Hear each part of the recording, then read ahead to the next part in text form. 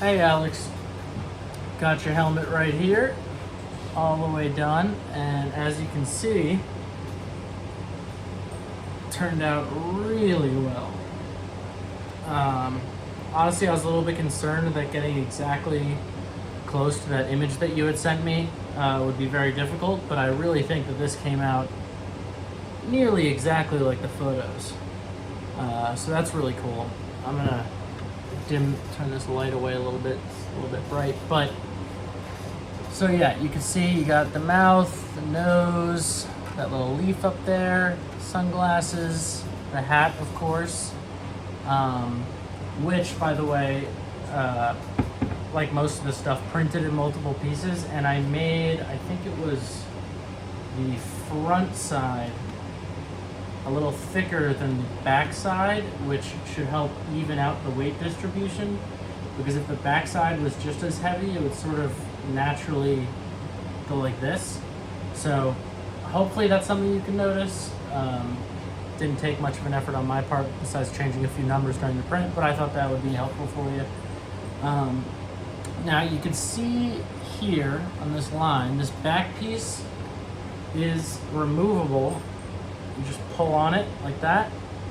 Now it doesn't move super far out because you have this hat in the way, but based on the scaling numbers you gave me, I am fairly confident that you will be able to just slip this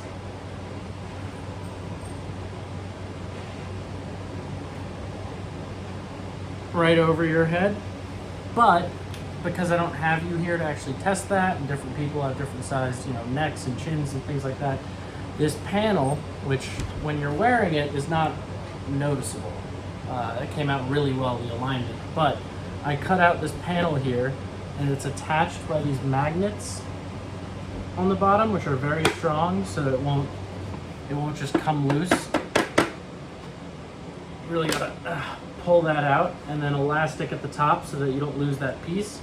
But it creates just an extra gap there for you to be able to start with this along the back of your head, and your ears going through that gap. So you can just push that up right in there, and then once your head's in, move that in, and let the back shut on its own. Honestly, you can just drop it and it'll shut, but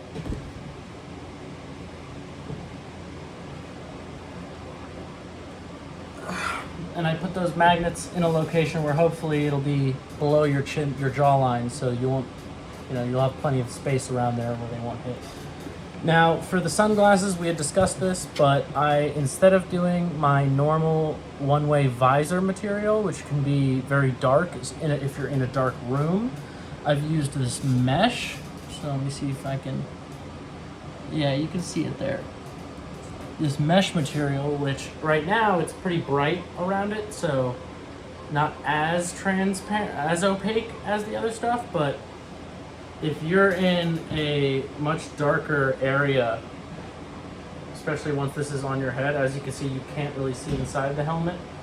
So when you're doing a DJ set, I imagine it's not going to be in a super lit environment, like a well lit environment. So that will look opaque to people on the outside, but for you can see there,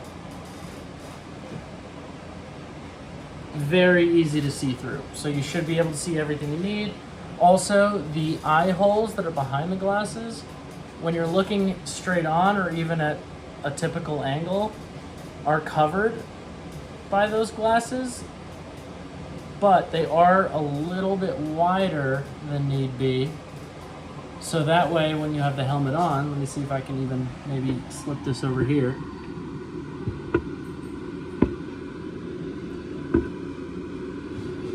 You've got a wider range of view there. Okay, don't normally do that, but I thought that would be helpful to see. So that about covers the basics of the helmet, not super complicated. I do have, I believe we discussed internal fans, so I do have a set of these right here. So I'm going to do this tomorrow before I get this shipped out to you, so they're not completely done, but I can just show you. This is what I typically do. I printed out a bunch of these to put in the bag with the fans that I use. So these act as covers. So the fans that you'll get, and this is what they look like, and they'll just come in the package more or less like this, but they'll have these covers on them and some Velcro on the back. Now, right there's the air intake, and then there's a flat side, and then the area the air comes out. So they are directional, which I think personally what I found is that it's a lot better for keeping the helmet ventilated, because the plane fans can just blow hot air on you.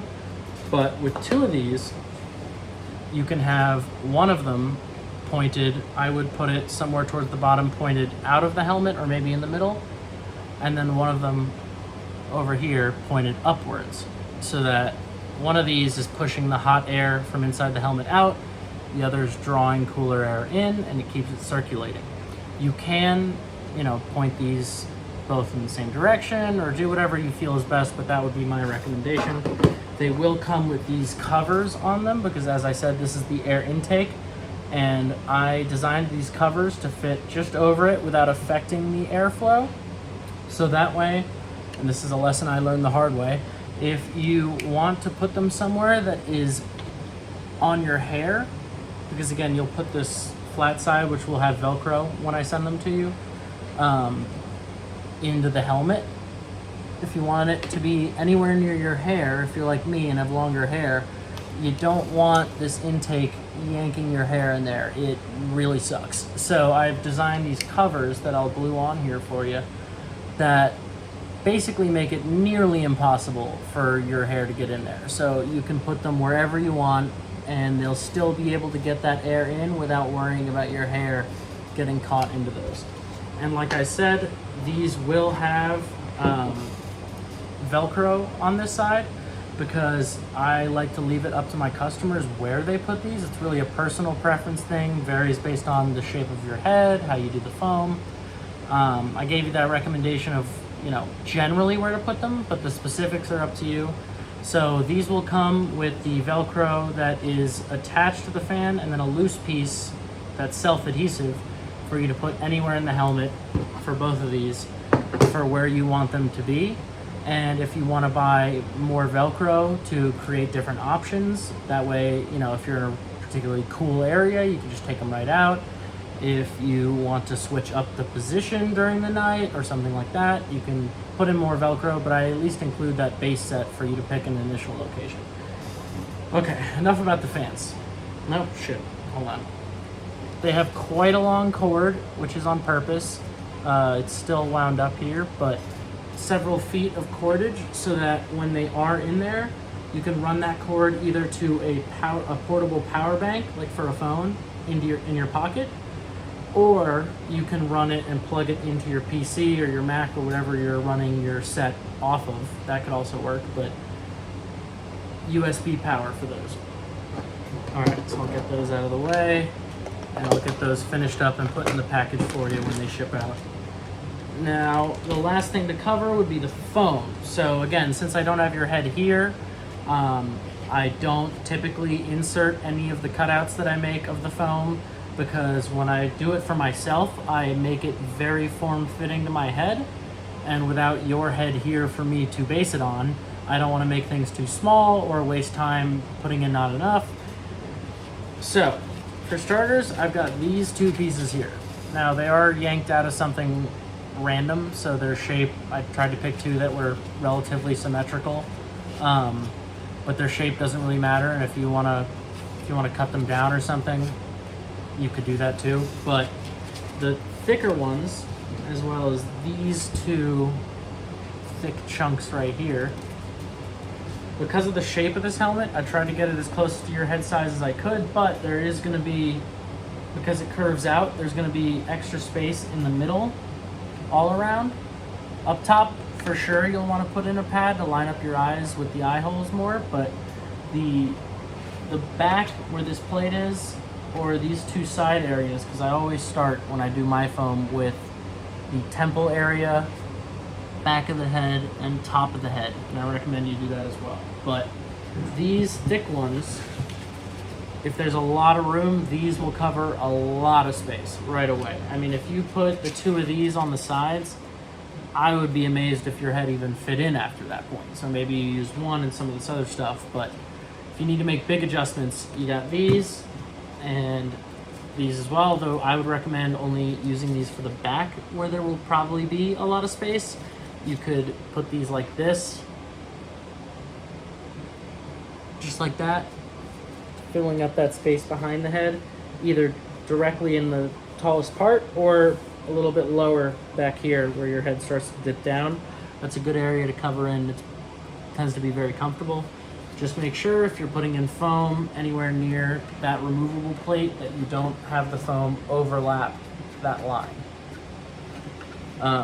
If you plan on using the opening back, yeah, you see how strong that is. But if you plan on using that, make sure they don't overlap over this.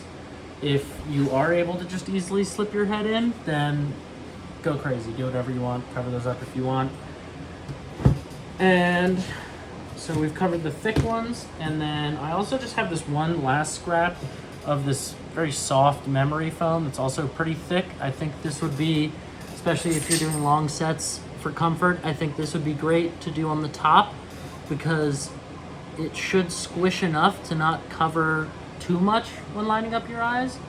But I would test that first. I would like tape it in there or something and put the helmet on, and if it lowers your eyes, or I guess if it moves the eye holes higher up than you'd like it to be because your head's moved down, use one of the other pieces. But I just thought that that would be useful for that, so I'd throw that in. And then the standard foam cutouts we have right here, I think it is 6, I believe. 6 of these, 5 of these, should be more than enough, on top of that stuff. So you have these thin, more thin rectangles, and then the slightly thicker ones, and then obviously from there you have that kind of thickness and that kind of thickness. So a lot of options there for you to be able to get a perfect fit. But when using these, like I said, temples, top of the head, back of the head, maybe the forehead, put the helmet on, shake it around, see where there's room, see how much room, maybe put your hands in there, see how much space you need to cover. And if you're using these, I would put one in symmetrically, so unless it's the forehead, then just one here, or the back. But on the sides, put one in on each side, put the helmet back on, shake it around, so there's still room, glue another one right on top, and layer them to fill more space. I really recommend going one layer at a time. It's really annoying when you accidentally make it too tight. And you can use these for smaller adjustments, these for slightly bigger ones if you need to do them, or you could mix and match these to get different gradients. But yeah, so I think that just about covers it. This video is running a little longer than usual, but I really wanted to cover all the details for this, and I'm really happy with how it came out. I hope you are as well. Would love to see some photos of it in action, but that should cover everything. So you got the helmet, the foam, and the fans. They'll be on the way to you tomorrow, or when you see this, today. Thanks.